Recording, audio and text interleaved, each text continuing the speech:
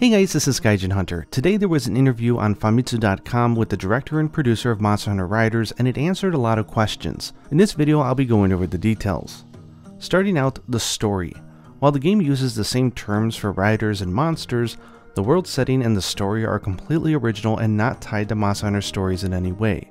Long ago, hunters viewed monsters as a threat, but when an incident occurred that threatened the existence of both monsters and humans, it was a special group of riders who saved the day.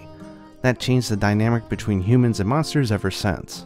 This game takes place several hundred years after this event. The player character isn't even a rider. You're a leader who rallies riders together for a common cause, which we know from previous articles is to stop the Black Riders, a group of antagonists who threaten the land. One of the main themes throughout the game is the human-to-human drama between the riders, and it's not just a story of the monsters and humans. Riders. There's going to be about 40 riders at launch, and they'll add a few each month along with story quests that focus on those characters. You can play the character episodes even without owning the character, and in many cases you'll earn a 3-star rarity version of them upon completing it, or at least some useful power-up items. A rider can be a 3, 4, or 5-star rarity. You can earn 3-star versions by playing the quests, and rarity 4 and 5 are tied to the in-game gacha, which you can spend money to spin.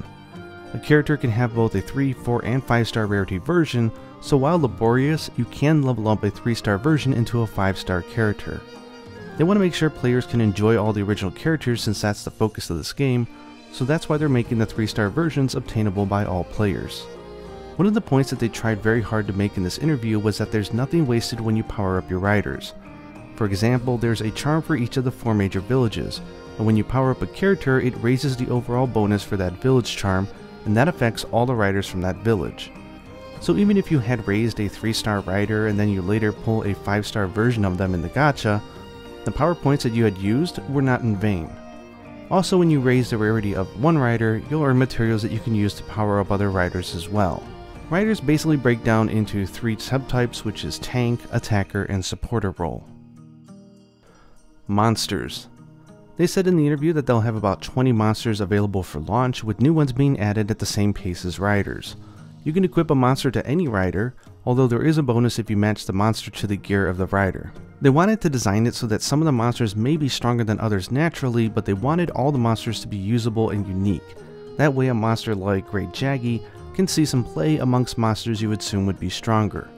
Swapping an equipped monster from one rider to another takes a special ticket, but the game will regularly give those out. Monsters had the same system as riders in terms of rarity, but they were obtained by doing story quests.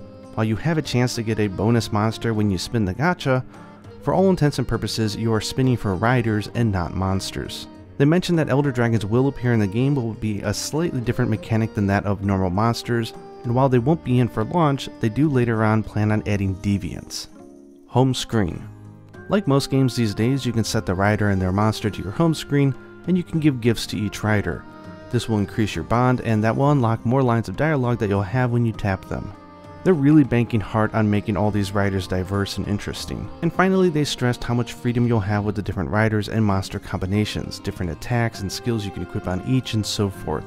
Gameplays wise, it's a turn-based game which has an auto button so you can automate one or several quests in a row. And they did mention that there's going to be a lot of elements in the game that will delight Monster Hunter fans, new arrangements for songs, and a great story that focuses on the rider-to-rider drama, but of course also features the monsters as well. The idea is to send out story updates in smaller and more frequent bursts. Anyways, those are sort of the news drops for today with the interview. They are going to be updating the website on Friday, and I will do a sort of part 2 video for the character introduction. We got some really cool characters and some really cool clips that I want to show you guys. If you're not watching on Twitter, then you'll be really interested to see them. Anyways, hope you guys enjoyed this quick update. Let me know down in the comments what you're thinking. Honestly, up until this point, it kind of feels like it's going to be a Japan-only game, or at least to start. So we'll see. If the game is really good, which I'll share on YouTube, then we can start asking on social media to please give it to the West. Anyways, hope you guys enjoyed this video, and until next time, happy riding.